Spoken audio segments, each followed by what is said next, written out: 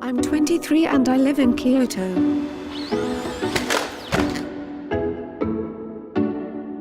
But I think the development of full artificial intelligence could spell the end of the human race. Once humans develop artificial intelligence, it would take off on its own. Should we be fearful of artificial intelligence and the pace at which it's progressing?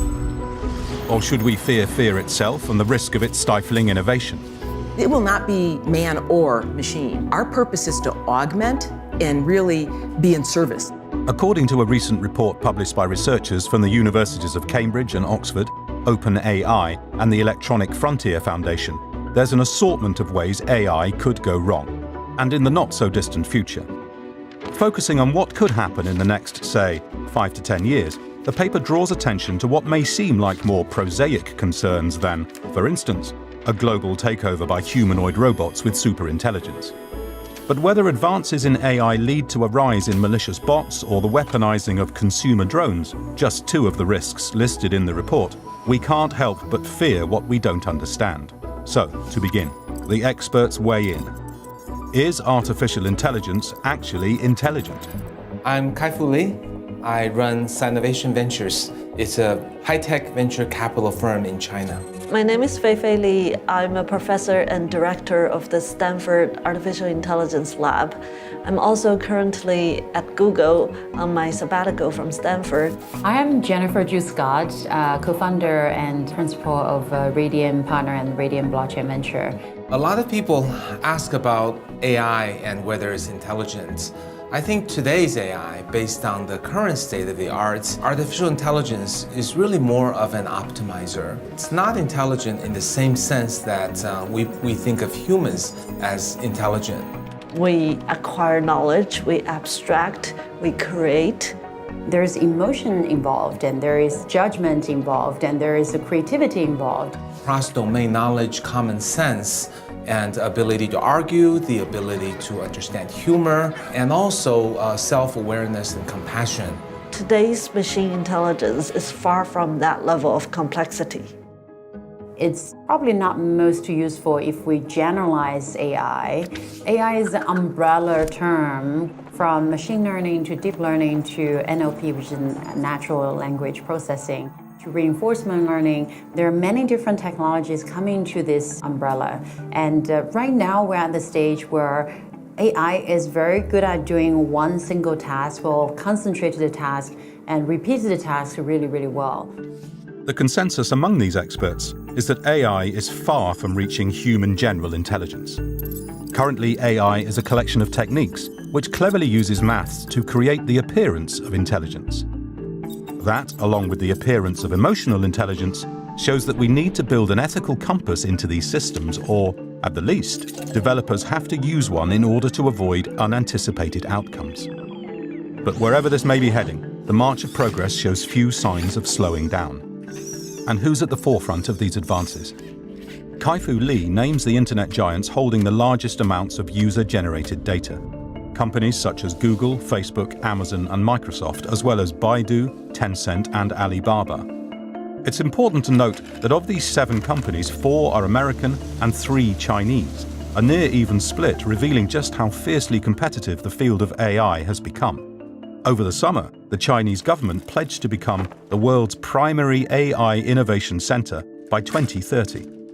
Though the US still leads in terms of private investment, experts suggest that several key factors may enable China to push ahead.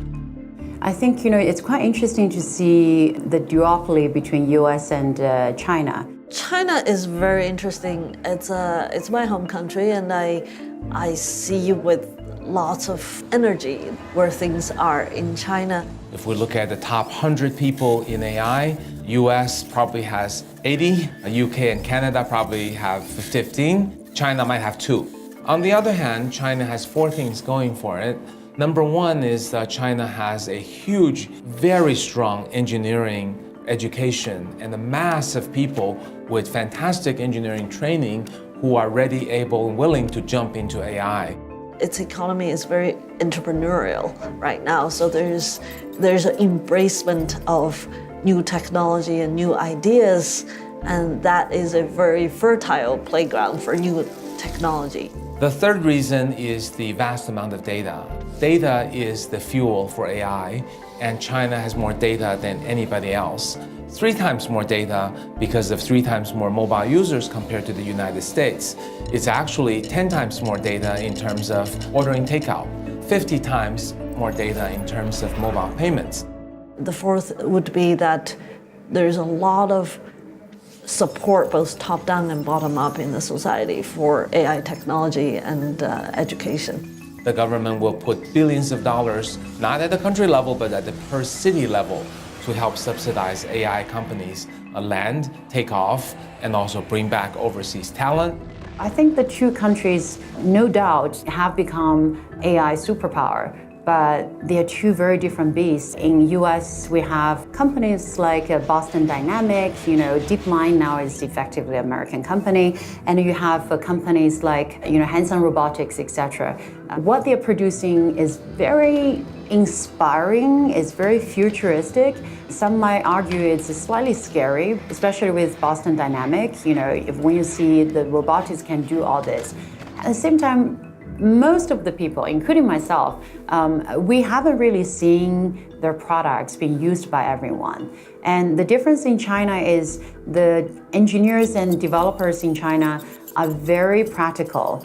If what they're developing cannot be commercialized in the next year or two, they would not develop it. And then in the US, you see very advanced research being very well funded. That's probably going to be playing a dominant role in the next 10, 15, 30 years. One such American endeavour showing promise is being led by Rita Singh and her team of researchers at Carnegie Mellon. They're building AI-powered technology that analyses the human voice. Why? Because our voices carry a lot of valuable information. Indeed, so much information that Singh can construct a 3-dimensional image of a person's face by studying the voice alone. Your voice carries a lot of information about you, an enormous amount of information. Everything about your physical stature, your facial structure, your ethnicity, what's going on in your body, your state of health, state of mental health, physical health, your income levels. It captures everything that influences your body and mind and is evident in your surroundings.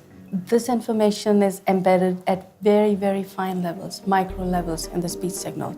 This technology, says Singh, could have many applications in medicine and is already being employed by law enforcement to help identify criminals. Not only would it likely reshape the future, but also perhaps the past. I was curious to know what made Hitler so powerful. Was it because he said the right things? He was at the right place at the right time?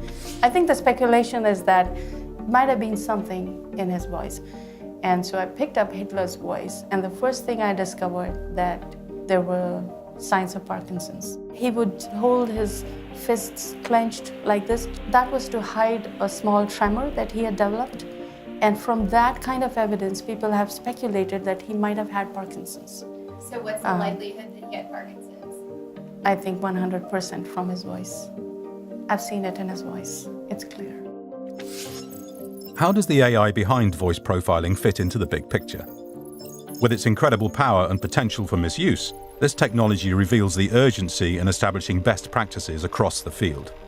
As the use of AI in criminal justice is just one of the ways in which injustice has been recognized, from the use of biased datasets. But returning to the original question of whether or not AI is on track towards achieving superintelligence, that remains to be seen. AI is such a young field. It's only about 60 years old from ground zero to where we are today. From that point of view, we have come a long way.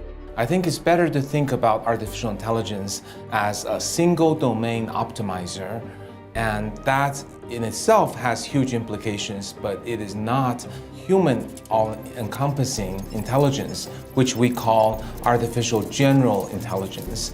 There's various disagreement and debate on whether artificial general intelligence is ever possible and how long it will take. I'm personally a pessimist on achieving that level of intelligence, but I am an optimist on even today's single domain narrow intelligence creating huge societal impact. Artificial intelligence is about learning and making the right decisions using what you've learned. We're at a point where we have the understanding now to do this, and therefore we are in the new AI era.